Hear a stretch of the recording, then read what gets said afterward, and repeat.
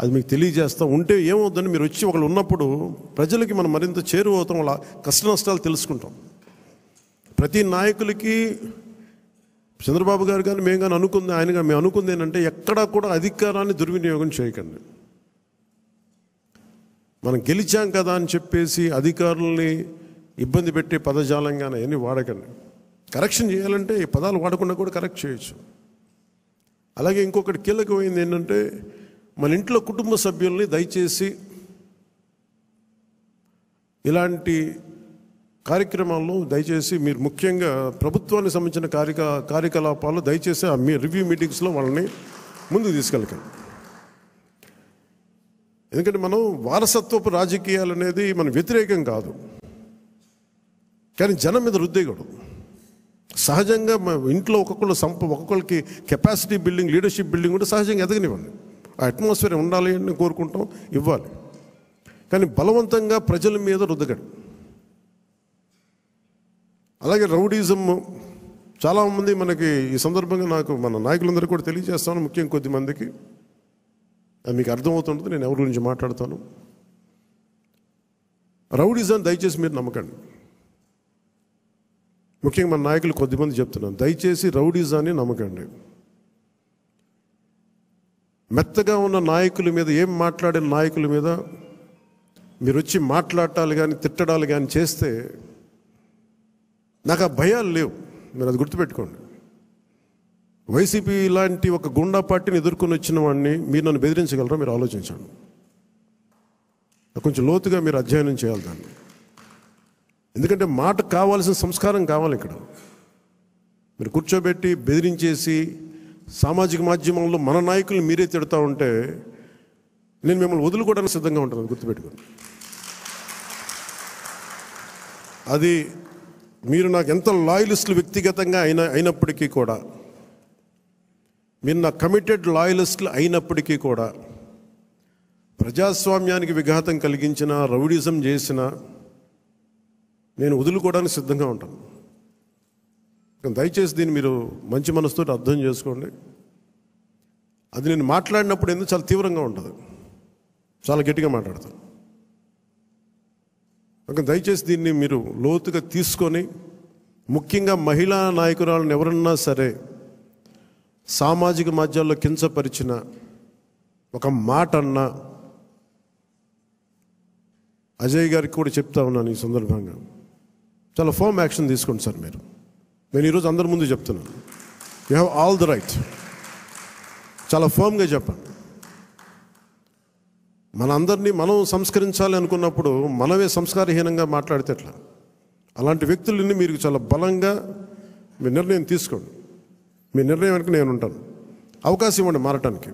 తప్పదు అనుకున్నప్పుడు మీరు పార్టీలో నుంచి కూడా మీరు వెళ్ళిపోవాల్సి వస్తే వెళ్ళిపోనివ్వండి, ఇబ్బంది పడద్దు.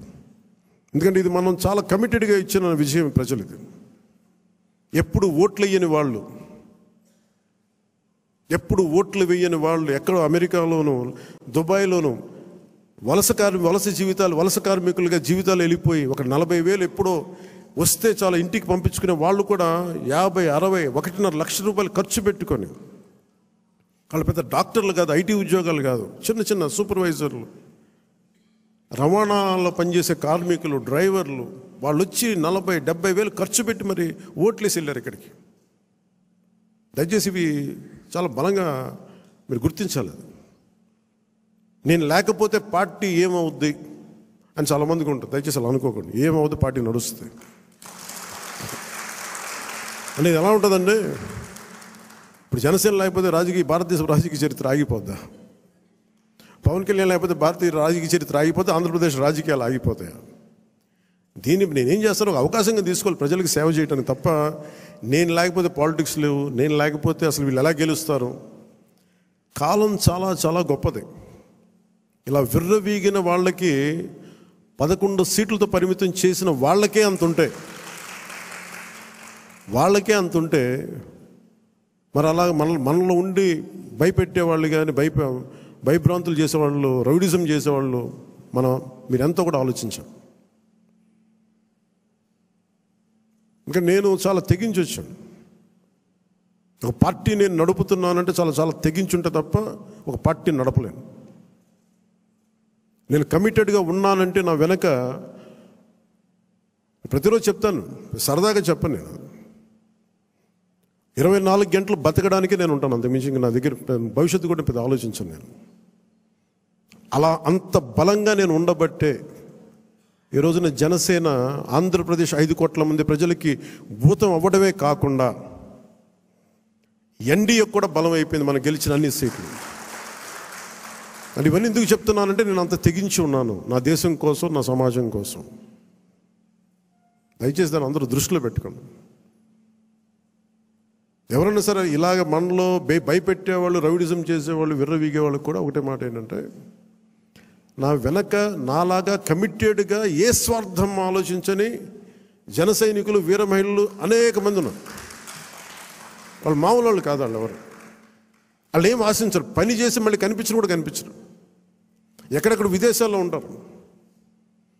మొన్న వెళ్తే మన అంబానీ గారి మ్యారేజ్కి వెళ్తే జాతీయ ఛానల్ ఆజ్ తక్ కానీ వీళ్ళు ఇదే చెప్తారు, మీరు భారతదేశానికి మీరు చేసింది మామూలు కాదు, మీరు సనాతన ధర్మాన్ని బలంగా నిలబెట్టారు. మీరు అంటే మీరు సినిమాల్లో ఉండి సూపర్ స్టార్డమ్ సాధించి రాజకీయాల్లో మలుపు తిప్పే రాజకీయం చేసి ఇవన్నీ తగ్గి మీరు నిలబడగలరు చూసారా. అందుకు మిమ్మల్ని ప్రేరణగా తీసుకోవాలని చెప్తా ఉంటే నేను చెప్పాను, ఇది గొప్పగా నేను మాట్లాడట్లేదు, కానీ నేను ఇంత బాధ్యత నేను నడిపిస్తున్నాను చెప్తున్నాను. ఇది సో ఇలాంటి నాకు దయచేసి క్రమశిక్షణ రాహిత్యంతో దయచేసి నాకు తలపోట్లు తీసుకురాకండి. ఎందుకంటే నేను నా రక్తాన్ని కూడా పక్కన పెట్టేయగలను, గుర్తుపెట్టుకోండి. నా కుటుంబాన్ని కూడా పక్కన పెట్టేస్తాను. నేను జనం కోసం అయితే నా కుటుంబాన్ని కూడా పక్కన పెట్టేస్తాను. అలాంటిది నా సొంత బిడ్డలతో సహా పక్కన పెట్టేయగలను. నేను అంత నిస్వార్థంగా, అంత గట్టిగా ఉంటాను.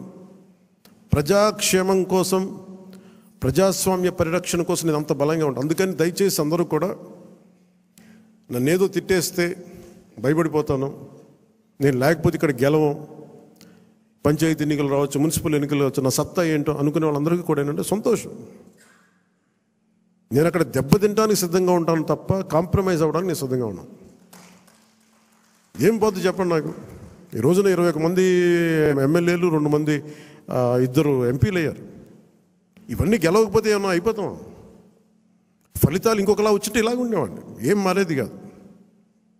అందుకని దీన్ని దయచేసి అందరూ పెద్ద మనసుతో అర్థం చేసుకోండి.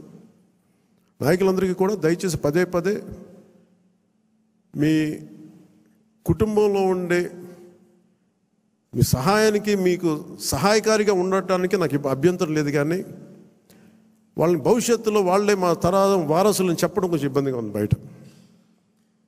ఎందుకంటే అలాంటప్పుడు నేను కూడా నా పిల్లలు ప్రమోట్ చేస్తూ కూర్చుంటే ఇంకా దీనికి కొత్తదనం ఎక్కడి నుంచి వస్తుంది చెప్పండి.